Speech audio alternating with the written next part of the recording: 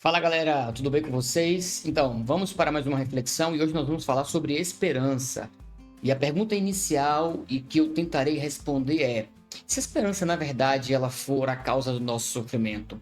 E se de fato essa expectativa que nós geramos no futuro for o que faz e o que traz angústia para o nosso coração?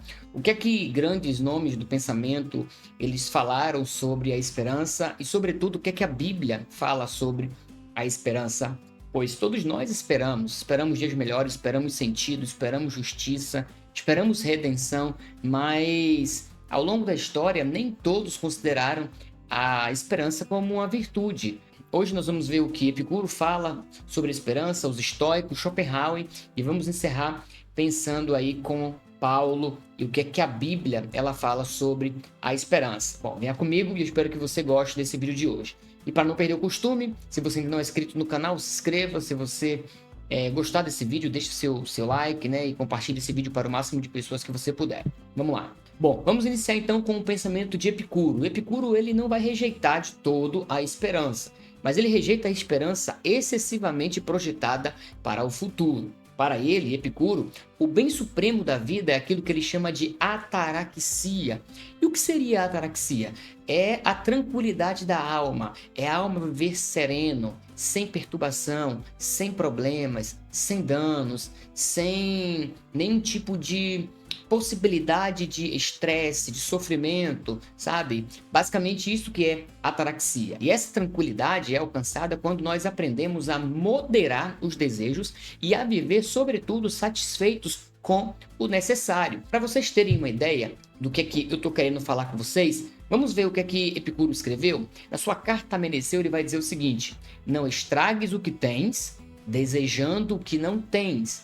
Lembra-te de que o que agora tens esteve entre as coisas que um dia esperastes. A lógica aqui é clara. Quanto mais deslocamos a nossa felicidade para o futuro, principalmente para as coisas que ainda não temos, nós perdemos a paz, nós perdemos a satisfação, nós perdemos a alegria das coisas que nós temos. Na sua carta Máximas Capitais, ele vai dizer o seguinte: o prazer no corpo não cresce quando se ultrapassa o limite da necessidade. Ou seja, é impossível ter prazer se nós ultrapassarmos, né, o nosso limite da necessidade. A esperança excessiva, portanto, rompe com a tranquilidade da alma, ou seja, a ataraxia.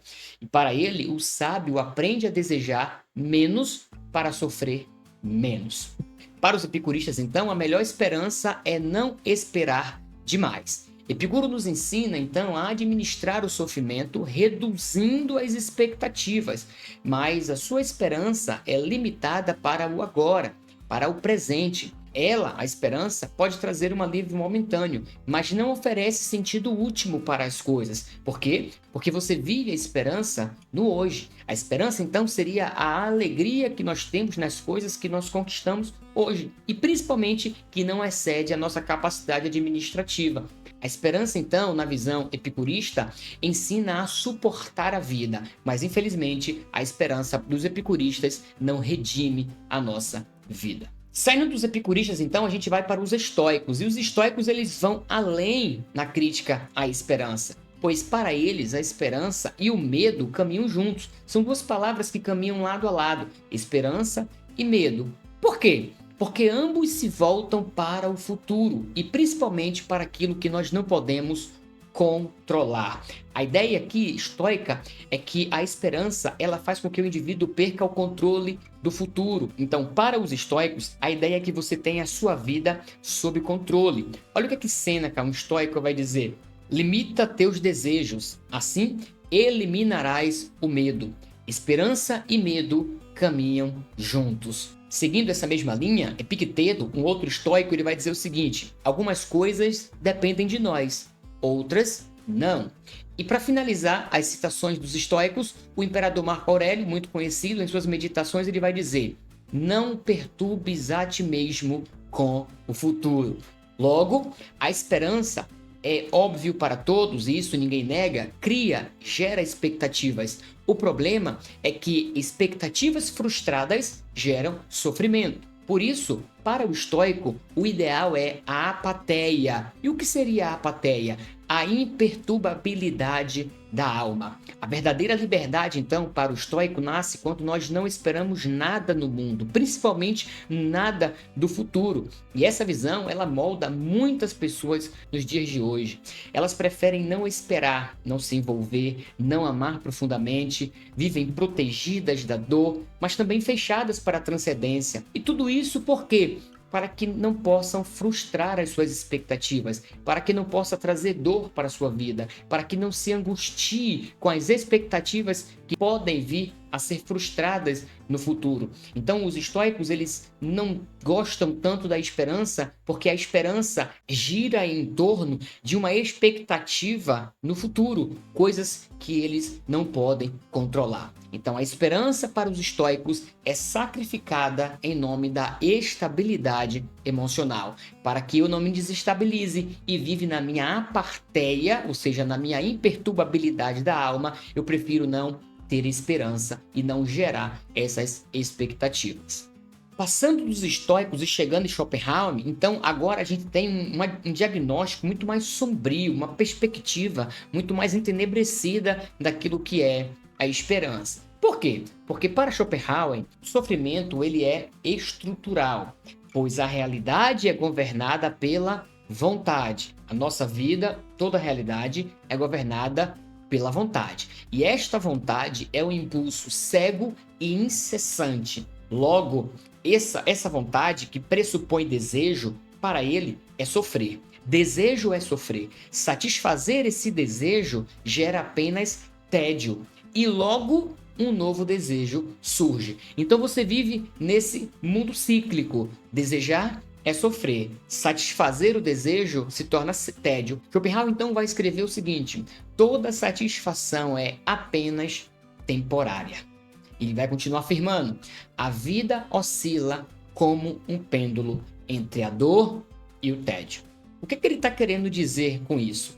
Nesse sistema, a esperança não pode libertar. Ao contrário, é ela que alimenta esse ciclo de sofrimento. Por quê? A esperança, ela vive com o desejo. É o link do desejo para o objeto conquistado. Mas quando se conquista o objeto, logo você entra em um tédio, porque você perde o desejo. Automaticamente deve surgir uma outra coisa para provocar em você o desejo. Então, a esperança para Schopenhauer é o que faz esse ciclo ficar girando. É o que alimenta esse ciclo de desejo, dor e tédio. Desejo, dor e tédio. Logo, para Schopenhauer, esperar é prolongar a frustração. Schopenhauer descreve com precisão o vazio da modernidade, porque essa é a leitura que ele faz da época em que ele vive. Quanto mais conquistamos, menos satisfeitos ficamos. Se a esperança, então, é ilusão, resta apenas a resignação. E isso nos conduz à pergunta decisiva: existe uma esperança que não termine em frustração? Existe uma perspectiva de esperança que nos liberte desse sofrimento, dessa angústia e dessa dor? Eu tenho que falar para vocês que existe sim.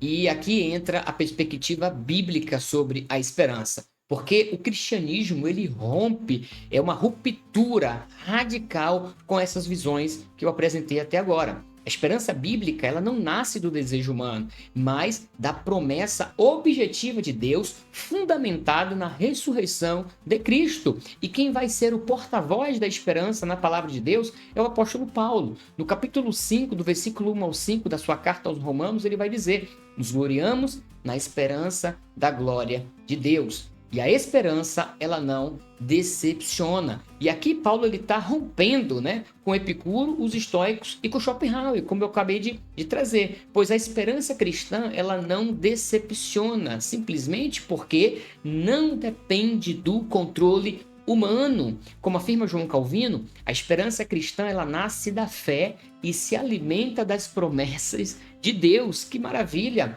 Romanos 8:18, Paulo vai dizer: os sofrimentos do tempo presente não podem ser comparados com a glória que há de ser revelada. E aqui, Paulo, ele faz algo muito lindo, ele não esconde o sofrimento, Essa ideia da ataraxia ou da parteia, tanto dos estoicos como de Epicuro, não reina dentro do cristianismo. Ao contrário, o cristianismo já de cara te apresenta uma vida de sofrimento. Então Paulo ele não nega o sofrimento, mas ele vai o relativizar à luz de um futuro que Deus tem para nos oferecer, pois a fé cristã vive do futuro prometido.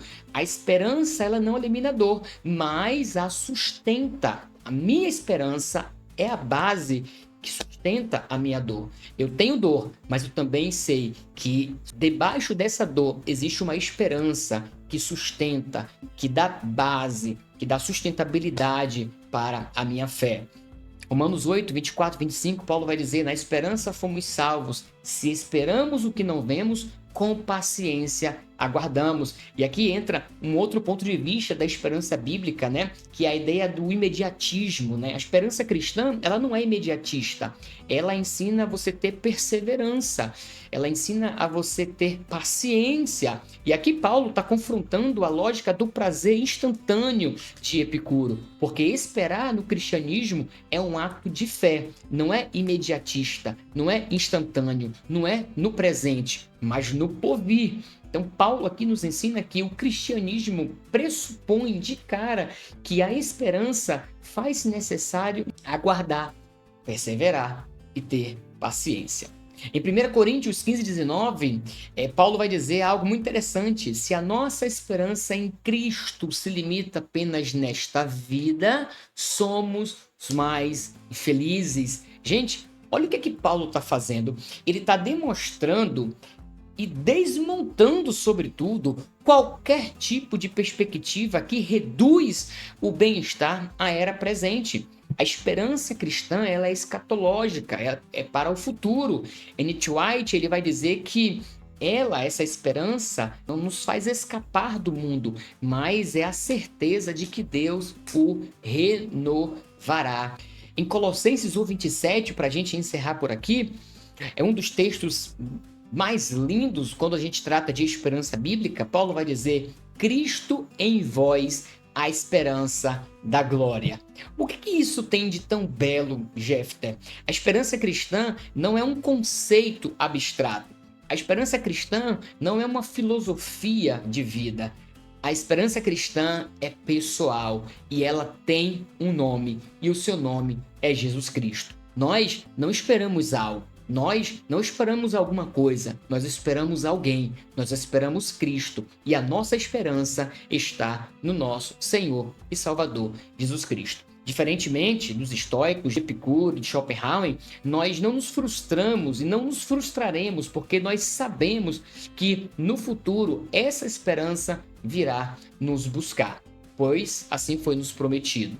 Por fim, para a gente concluir esse vídeo, Epicuro nos ensina a reduzir os desejos. Os estoicos nos ensinam a suprimir expectativas. Schopenhauer, então, nos ensina a desistir da esperança. Mas o cristianismo proclama algo muito diferente. O quê? Apocalipse capítulo 21, versículo 5. Eis que faço novas todas as coisas. A esperança cristã ela não é ilusória. Ela não é anestesia emocional. Ela não é fuga do mundo. Ela é a certeza de que a história caminha para a redenção. A esperança cristã não é a negação da dor, mas é o anúncio do fim dela. Deus abençoe e até a próxima.